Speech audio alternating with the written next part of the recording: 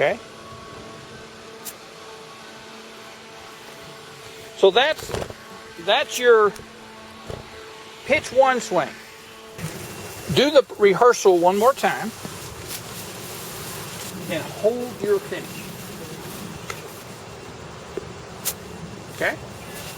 So all I want, in order to have the results repetitive, consistent, every element of your swing has to be repetitive and consistent. True. So, you know, if you had one finish here, one finish here, one finish here, it would be unreasonable for me to think you have all of them clustered together. I'm probably going to see variations.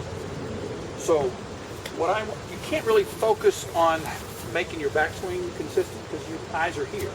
But you can confirm with your mind at the end of the swing whether or not your follow-through was the same every time. Okay. So let's swing to this pose every time. Do it twice for me. And you're just thinking about where you end up. Right there. Okay? I don't care where the ball goes. I only care about doing this. I want this to be perfect. I may not hit it well, but I'm going to do this well. Okay? Pretty good. You're going to hit through the shot, not at the shot. You're going to hit through the ball. Let's get to your pose.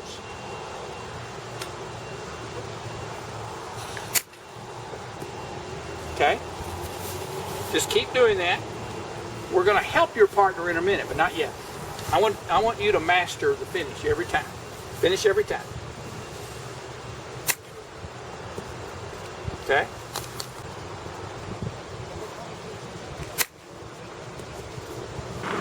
I want you to do the same finish, but we're going to move the ball back in your stance a little bit. So it's going to what I want to do is create more shaft length, which should be so your hands are not going further back in between your legs. They're going to be in the same place, but you've created more shaft length by moving the ball back. Now swing to your finish. Have that same rhythm in terms of length, but I want you to be a lot sharper coming in. And you can have the same height finish, but the speed between here and here is going to be faster. Much more aggressive now with this. Okay? Okay. And I've worked on the different components. Now I need to add the ingredient that makes the recipe pop. You now need to have a little wrist. So as soon as you take it, I don't want you to take away with your arms and no wrist. I want you to feel in your fingers the hinge. So it's almost, my hands aren't going to go much further than right there. So we're going to start out with just almost little small choppy swings. Almost a finger. Let's try a few of those. Just make it up. You see a rehearsal of that. So you're going to have a lot of hinging in the fingers there. Yeah, I want you to feel that club head like that. Okay, good. So you're removing some of the arm swing and getting some of the speed out of our hands and wrist. Okay. So that really popped up there. Yes, it did. It will go a lot higher with this action. The angle of attack. Yep. Oh, that's a little bit of sound there. Love that. Now that's something I will need to really incorporate into practice. That's right. Practice. That's right. And this is this type of shot right here is something to use in this type of lie. Yes. You use it here in the tight. You're going to become so much more confident using it here that you're certainly going to wonder about it over there. And you ought to practice with it over there. Okay. Particularly if you have some sculling the ball across the green issues.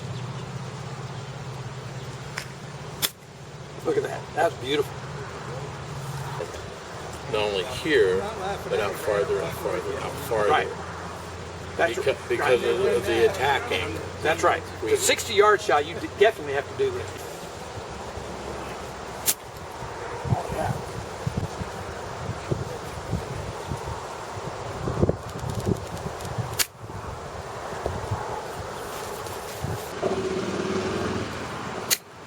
Okay, good. Keep that right there. We're not going to add or subtract from that. So just a little wrist punch. Good. A little higher. So now we're doing the hinge and hold. This is, yes. Got to fit a little bit different shape. Good.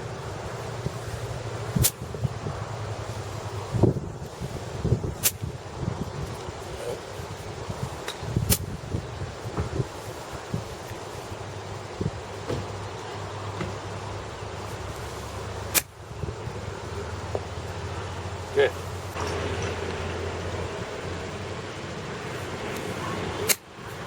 Look how high that got.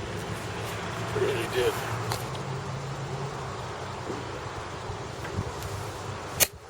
Oh, wow, look at that. Yes.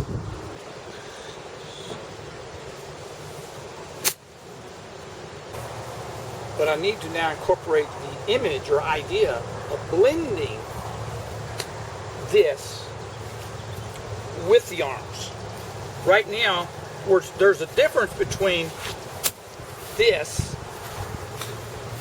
and that. Okay. And you're kind of doing that one, where you kind of freeze the arms instead of let your arms go on through. At the end of the release, don't freeze the arm. Go ahead and let your chest come through to here.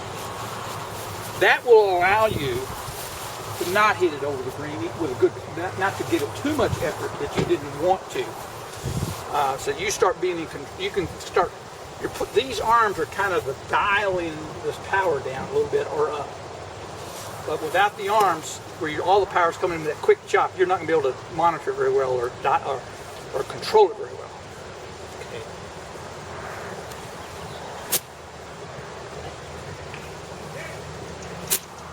Let's shorten that backswing just a fraction.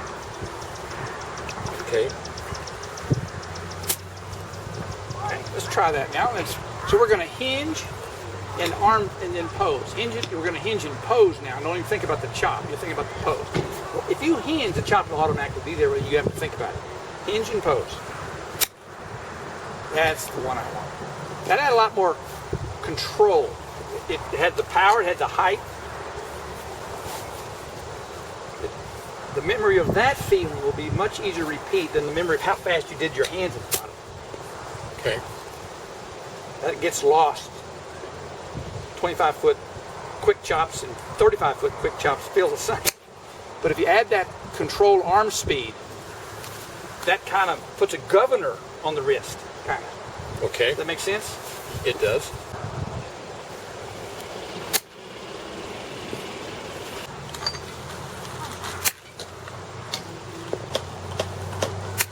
Okay.